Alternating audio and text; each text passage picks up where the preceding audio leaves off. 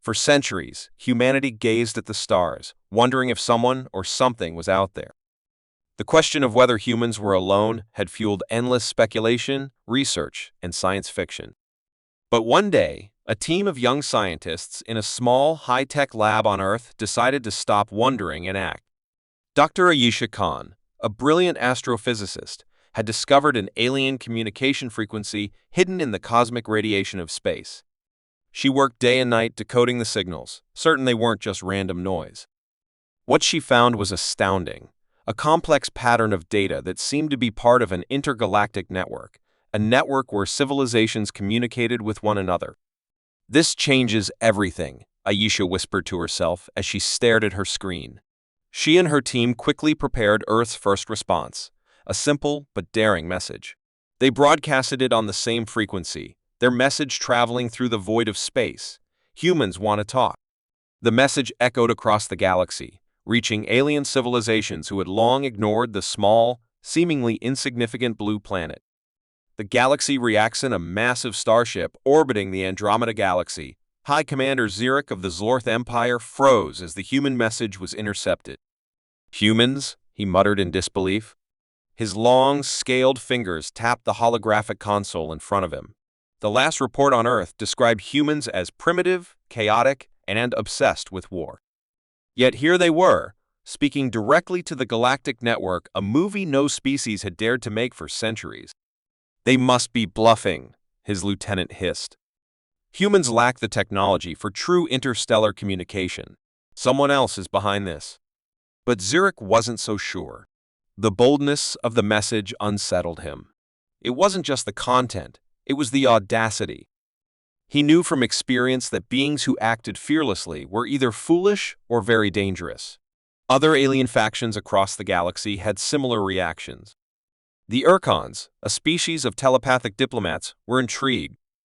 The brutal Kryvans, known for wiping out weaker species, saw Earth as a new potential target. Meanwhile, a shadowy race known only as the Observers monitored the situation silently, waiting to see how humanity would handle the fallout. The spies on Earth, back on Earth, Ayesha and her team waited anxiously for a reply. Days turned into weeks, and the silence was deafening. Just as hope began to fade, something strange happened. Satellites around Earth started malfunctioning one by one. Unidentified objects were detected entering Earth's atmosphere. "Is this a response?" Ayesha wondered aloud, though fear gripped her heart. Unbeknownst to humanity, 3 alien spies had landed on Earth. Their mission, to determine if humans were truly advanced or if they were bluffing. The spies, a Zlorth warrior, an Urkon diplomat, and a Kryvan assassin, blended into human society, studying everything from technology to culture. What they discovered shocked them. Humans were unpredictable. They didn't have the same level of advanced technology, but their creativity, adaptability, and resilience were unparalleled. Why did they risk so much by sending that message?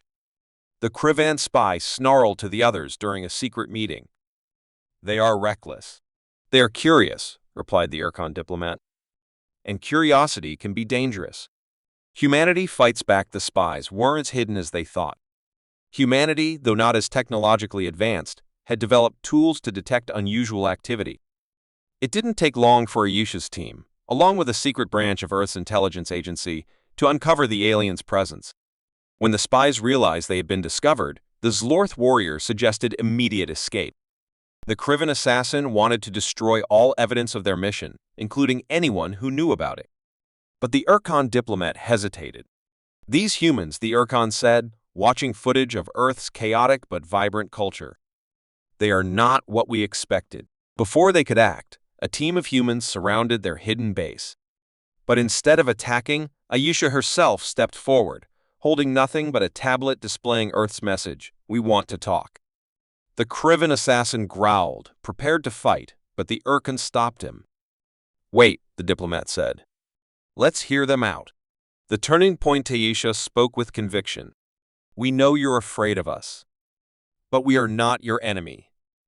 We only want to learn, to share, to connect." The Zlorth warrior scoffed. "You risk your entire planet for what?" "Words? Yes. Aisha replied boldly. Because words are powerful. Words can build bridges. And sometimes, words can stop wars before they begin. Her confidence and sincerity stunned the aliens. It wasn't humanity's technology or weapons that impressed them, it was their courage to seek connection in a galaxy ruled by fear and suspicion. The galactic shiftword of the encounter spread quickly. The aliens returned to their respective factions with stories of humans unlike any other species they had encountered.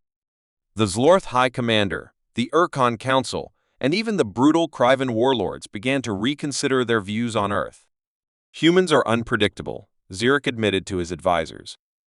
And unpredictability is a strength. For the first time in centuries, the galaxy wasn't laughing at Earth. They were paying attention. The end of silence back on Earth, Aisha and her team received a reply to their message at last. The holographic screen lit up with alien text, which translated to, "We are listening." Aisha smiled. Humanity's journey into the stars had begun not with war, but with a single, bold message. The stars had always fascinated humanity. For generations, people looked at them, dreaming of other worlds, other beings, and the possibility of contact. But when humanity finally spoke to the stars, they didn't realize what they were waking up.it began with a single message. A team of young scientists at an advanced space research station in Australia had been monitoring strange patterns in the cosmic microwave background, a faint energy that filled the universe.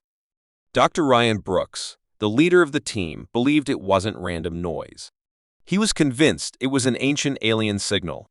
For months, the team decoded fragments of the signal until they pieced together a clear message: do not reply. The warning was ignored. This could be our only chance, Ryan argued with his colleagues.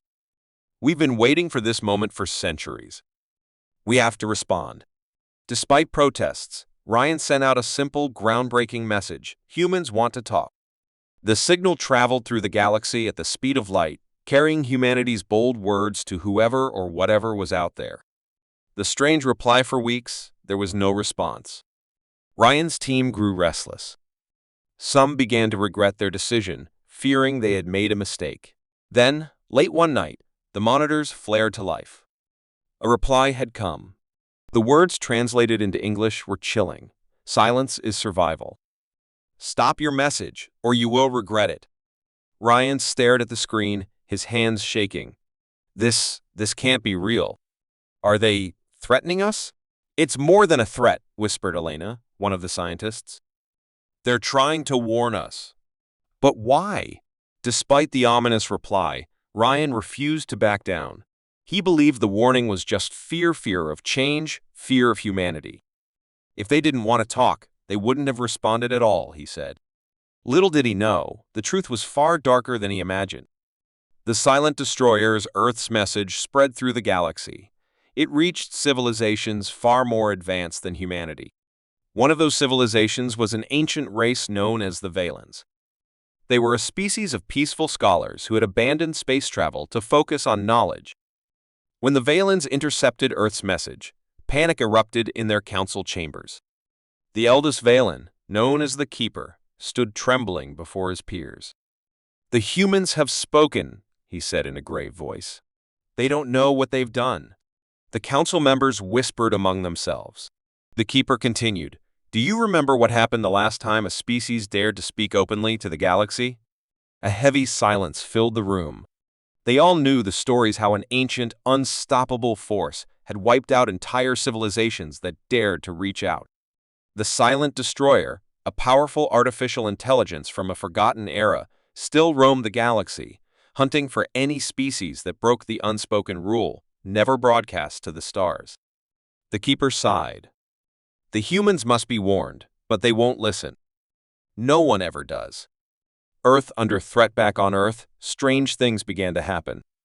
Communication satellites malfunctioned without explanation. Strange objects appeared in the sky, too fast to be planes, too quiet to be meteors. Ryan's team worked day and night to find answers. Elena was the first to connect the dots.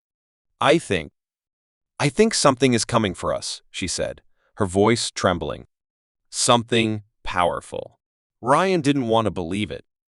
But as reports of global satellite failures poured in, Even he couldn't ignore the signs. If this is connected to our message, then we have to stop it. We need to send a recall, he said. But it was too late. The silent destroyer had already found Earth. The fight for survival, the first attack, came without warning. A massive energy beam struck Earth's moon, carving a deep crater into its surface.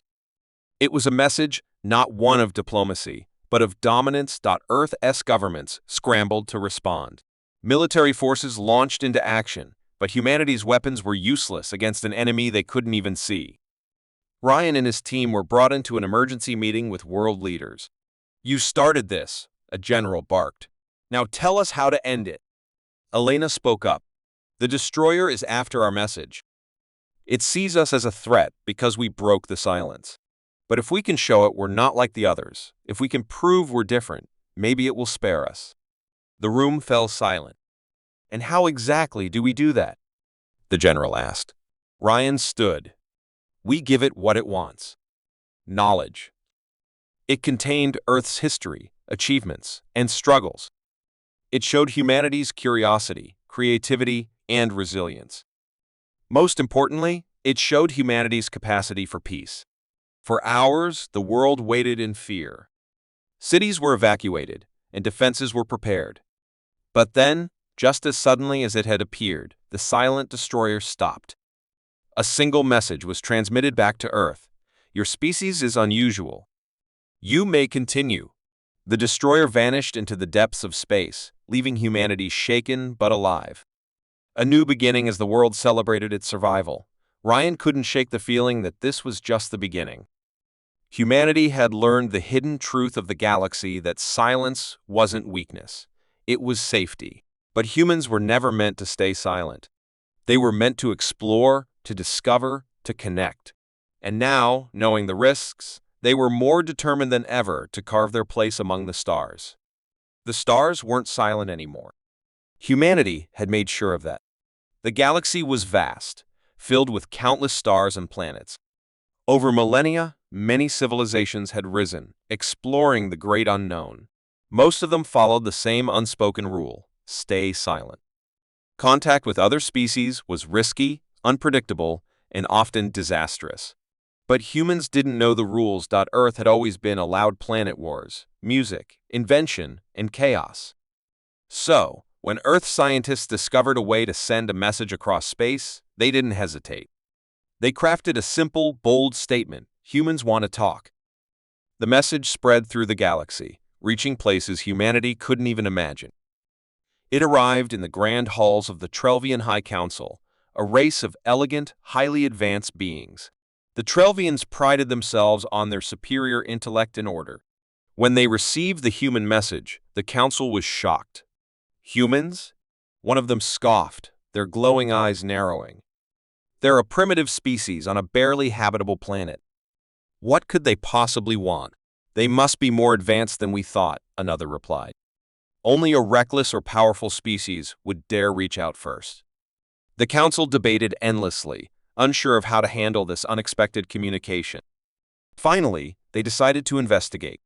Preparing for contact, the Trelvians sent a team of their finest diplomats and scientists to Earth. Their ship, a sleek silver vessel, arrived just beyond Earth's atmosphere. From space, Earth looked beautiful but chaotic, a swirling mix of clouds, water, and land. "This is the planet of the species that dared to speak to us?" one diplomat muttered, unimpressed. "Yes," replied another. "They must be hiding their true strength. Be cautious. No species would be so bold without a reason." The Trelvians sent a carefully worded reply to Earth's message: "We accept your invitation to talk. Prepare to meet us." Back on Earth, humanity erupted with excitement and fear. The news of the alien reply spread like wildfire. Governments scrambled to prepare, unsure if the visitors would be friends or enemies. A team of scientists and diplomats, led by Dr. Emily Carter, was chosen to meet the aliens. Emily was both nervous and curious. She had spent her life studying the possibility of alien life, but she had never imagined she would be the first to meet it. The grand arrival, the alien ship descended gracefully into a secluded desert, where the meeting was arranged. Soldiers, scientists, and media teams stood at a safe distance, watching with bated breath. As the ship's doors opened, the Trelvians emerged. They were tall, elegant creatures with shimmering skin that reflected the sunlight. Their eyes glowed faintly, exuding intelligence and caution. The humans stepped forward nervously, unsure of what to say or do. Emily took a deep breath and spoke first. "Welcome to Earth," she said, her voice steady despite the pressure. The Trelvian leader tilted his head, observing her. "So, you are the humans," he said, his voice calm but laced with suspicion. "What do you seek from us?" Emily hesitated. "We seek knowledge, friendship, and perhaps understanding." The Trelvians exchanged glances. "Curious," one of them murmured. "Most species seek power or technology." Unexpected discoveries. As the meeting continued, the Trelvians began to study the humans closely. They were puzzled by Earth's strange combination of technology and simplicity. Humanity wasn't as advanced as they had feared, but they were unlike any species the Trelvians had encountered before. During a tour of Earth, the aliens were introduced to human art, music, and culture. They watched in silence as a symphony orchestra played for them, their glowing eyes flickering with intrigue. "What is the purpose of this noise?" one Trelvian asked. "It's not noise," Emily explained. "It's music. It's how we express ourselves." The Trelvians were confused but fascinated. They had never seen a species so driven by emotion, creativity, and chaos. In their own culture, everything was logical and efficient. Humanity's unpredictability was both unsettling and impressive. But their admiration turned to concern when they observed humanity's history. Wars, destruction, and greed were written across Earth's past. "You are a species of contradictions," the Trelvian leader said. "You create beauty, but you also destroy it." Emily nodded, her expression somber. "Yes, we are flawed, but we are also capable of growth." The test. Unbeknownst to the humans, the Trelvians had a secret plan. They wanted to test whether humanity was truly worthy of joining the galactic community. Late one night, they created a staged crisis, a simulated asteroid heading toward Earth. When the warning was broadcasted, humanity panicked. Governments scrambled to respond, launching every resource they had to deflect the asteroid. Scientists worked around the clock, united in their efforts to save the planet. The Trelvians watched from their ship, impressed by humanity's determination and teamwork. In the end, the humans succeeded, deflecting the asteroid and saving their world. "Remarkable," one Trelvian said. "They lack advanced technology, yet they found a way. Their willpower is unique." A new beginning. Before departing, the Trelvians revealed the truth about the test. "We wanted to see what you were truly capable of," the leader admitted. "And you have shown us something rare: resilience and unity." Emily smiled. "We're far from perfect, but we try. That's what makes us human." The Trelvians nodded. "Perhaps there is more to you than we thought. We will consider your request for friendship." As their ship ascended into the sky, humanity stood together, filled with hope and wonder. The galaxy had taken its first look at Earth, and the first impression had been far from ordinary. For the first time, the stars didn't seem so far away. The transmission had been simple: humans want to talk. It had traveled light years across the galaxy, echoing into the void. Unknown to humanity, the message had reached the ears of the Alithians, a powerful and ancient alien species known for their intelligence and mystery. For thousands of years, the Alithians had observed the galaxy in silence, judging which civilizations were worthy of survival. When the Alithians received the human message, their leader, Chancellor Vale, gathered his council in the grand chambers of their starship, which hovered in the shadows of a distant nebula.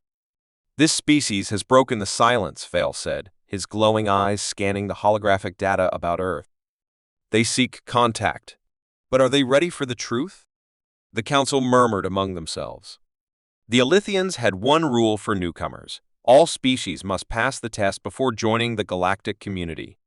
It was a trial that measured not their technology, but their willpower, unity, and strength of character. Many species had tried. Few had succeeded. Vale gestured toward the hologram of Earth. Let us see what these humans are made of. The arrival of the Elythian ship appeared in Earth's orbit without warning, casting a massive shadow over the blue planet. It was a sleek, metallic structure, bristling with lights and energy. Governments around the world scrambled to respond. Fighter jets circled nervously beneath the alien ship, but it made no aggressive moves. From the ship, a broadcast was sent to every major city on Earth. The message was clear and unsettling. You have been chosen. The test begins now. Succeed, and your species will live. Fail, and your species will be forgotten. The message caused chaos. People across the world panicked, unsure what to expect. Military leaders demanded answers, but no one could explain what the test would involve. A hidden government facility. A team of scientists and diplomats, led by Commander Sarah Blake, worked frantically to decipher the message. What kind of test are they talking about? Sarah wondered aloud. Is it a battle? A puzzle? A choice? Dr. Miles Carter, a scientist in the room, tapped the screen displaying data on the Elythians. They're not just testing our technology, he said. They're testing our survival instincts, our ability to work together as a species. The countdown begins. The first phase of the test started with a series of strange phenomena. Power grids around the world flickered and failed, plunging cities into darkness. Communications satellites were knocked offline. The Elythians sent another message. You must adapt. Prove your strength. Without electricity, humanity faced a harsh reality. Food supplies were disrupted, hospitals struggled to function, and fear spread like wildfire. Yet, even in the chaos, some people rose to the challenge. Engineers worked tirelessly to restore power using old systems. Communities came together, sharing resources and helping the vulnerable. From their ship, the Elythians observed in silence. Interesting, Vale said, watching the humans' response. They are resourceful, but this is only the beginning. The real challenge, the second phase of the test, began with a far more dangerous trial. A massive asteroid appeared on the edge of Earth's solar system, hurtling toward the planet. The Elythians had manipulated its trajectory, making it an unavoidable threat. The countdown began. Earth had 72 hours to stop the asteroid. When the news broke, panic turned to despair. Governments declared a state of emergency, and people fled cities in fear of the impending impact. But in the midst of the chaos, humanity's greatest minds came together. In a secret underground bunker, Sarah and her team worked around the clock. Scientists debated solutions, nuclear missiles, deflection strategies, or even breaking the asteroid into smaller pieces. We don't have enough time, one scientist said, wiping sweat from his brow. We don't have a choice, Sarah replied firmly. If we fail, it's the end of everything. Despite the odds, humanity united like never before. Countries shared resources, pooling their best technologies. Engineers, scientists, and even ordinary citizens volunteered to help. The final hours, the asteroid drew closer. Earth launched its bold plan. A fleet of rockets armed with explosives was sent into space, targeting the asteroid's core. The world watched in silence as the rockets closed in. From their ship, the Elythians observed with growing curiosity. They are relentless, one council member remarked. Vale nodded. But will it be enough? The rocket struck the asteroid in a brilliant explosion, shattering it into smaller fragments. Most of the debris burned up in Earth's atmosphere, while the rest missed the planet entirely. Cheers erupted across the world. Humanity had done the impossible. But the test wasn't over yet. The unexpected twist as the Elythians prepared to deliver their judgment, Vale noticed something unexpected. Despite their victory, humanity wasn't celebrating recklessly. People were helping each other rebuild. Scientists were sharing their findings with other nations. They aren't just surviving, Vale said quietly. They are learning, growing. But humanity was different. They fought not just for themselves, but for each other. The verdict: the Elythians sent one final message to Earth. You have passed the test. Your species has proven its potential. We welcome you to the galactic community. For the first time in history, humanity had joined a greater universe. The Elythians revealed themselves, offering knowledge and guidance to help Earth thrive. As Sarah stood on a stage before world leaders and Alithian diplomats. She spoke words that would be remembered for generations. The test wasn't about power or perfection. It was about proving that, even in the darkest times, we can come together. And that's what makes us human. From that day forward, humanity knew they were no longer alone in the universe. But more importantly, they knew they were stronger than they had ever imagined. The world had never seen anything like it. One moment, Earth was peacefully rotating through space, and the next, an alien fleet appeared in the sky. Massive ships with strange glowing patterns hovered ominously above every major city, blocking out the sun. For a moment, there was only silence. People stood frozen, staring upward, their minds racing with fear and confusion. Who were these invaders? What did they want? Was humanity ready for this? From the moment the ships arrived, it was clear this wasn't an ordinary alien visit. The invaders didn't demand anything. They didn't make their presence known through typical means. Instead, they sent a single cryptic message: the world will change. Choose wisely. Governments scrambled to respond, preparing for war. Military forces were put on high alert, but there was no attack. The aliens made no attempt to invade. They simply watched, waiting for humanity's next move. It was as if they were testing the planet to see what it would do next. Across the world's leaders debated the next steps. Some wanted to strike, while others suggested peaceful communication. But as the world's most powerful minds argued in high towers, there was one thing they didn't expect: the rise of ordinary people who would ultimately decide the fate of humanity. The gathering storm in a small town in the middle of nowhere. A man named Jack had no interest in the global politics unfolding. He was just trying to survive. A mechanic by trade, Jack spent most of his days fixing machines and cars in his father's old shop. His life was simple, predictable until now. When the alien ships appeared, Jack had no idea how to respond. He wasn't a soldier or a diplomat. He was just a guy with a toolbox. But as the days passed, he noticed something strange. The media kept showing footage of the alien ships, massive and powerful, but eerily silent. There was no attack, no reason for this presence in the sky. One morning, Jack found himself standing outside his shop, staring up at the enormous ships hovering above. He wasn't afraid. Something about the ships intrigued him. And that's when it hit him. Perhaps the aliens weren't interested in fighting. Perhaps they were waiting for something. A response. A sign. Jack wasn't sure what he was going to do, but deep down, he felt an undeniable pull to do something. Maybe he wasn't the hero Earth expected, but perhaps he could be the one to start making a change. A hero's call across the world. Similar moments of clarity came to ordinary people. In a bustling city, a teacher named Maria watched the ships from her classroom window. Her students were terrified, and all she could do was comfort them with empty words. Everything will be okay, she told them. But even she wasn't sure. As the days went on, the pressure from the world's leaders to prepare for war intensified. But Maria saw something in the eyes of her students, a spark of hope, even in the darkest times. If she couldn't make a difference with words, maybe she could help change the world in other ways.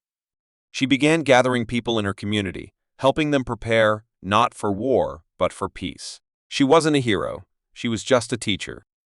But she couldn't sit idly by while the world panicked. If the world was to survive, it would need people like her, ordinary people who believed in something better. The turning point evening, Jack decided to do something unthinkable. He made his way to the edge of the city, where one of the alien ships hovered closest to the ground. There was no army there, no barricades, just him and the looming ship. As he approached the ship, the air seemed to hum with energy. He didn't understand it, but he felt an almost magnetic pull.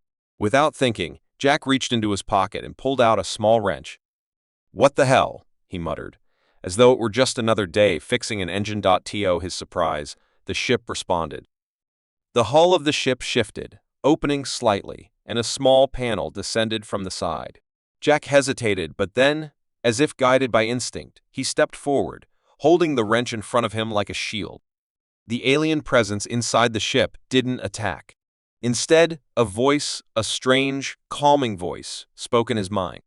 You are not a warrior. Jack stood frozen. No, he replied. But I'm something else. The voice echoed in his mind again. What will you do? Without fully understanding why, Jack raised his hand and placed it on the panel. The ship hummed, and the atmosphere shifted, as if the ship recognized something in him. He wasn't a soldier or a diplomat. He was just a mechanic. But in that moment, it didn't matter. The unexpected response back in the city, Maria was also having a strange experience. As she stood outside trying to organize the people in her neighborhood, she felt a strange pulse in the air. It wasn't the ships. It was something else. A deep, resonating energy that seemed to call to her. The voice came to her too, soft and ethereal. You are not a soldier. I know, Maria replied, a smile crossing her face. But I know how to bring people together. Across the world, the aliens had been watching. Ordinary people like Jack and Maria had done the unthinkable. They had responded, not with fear, but with unity and hope. They weren't warriors. They weren't politicians. They were just people who believed in the possibility of peace. The aliens, impressed by humanity's resilience and willingness to stand together, made their move. The ships began to hover closer to the ground, their massive forms casting long shadows over the cities. The world held its breath, unsure of what would happen next. And then, without warning, the ships released their message. You have passed the first test. Humanity had been expected to cower. Instead, ordinary people had shown the world and the aliens that humanity was capable of something extraordinary: hope, unity, and resilience. It was the unexpected heroes who had saved the day.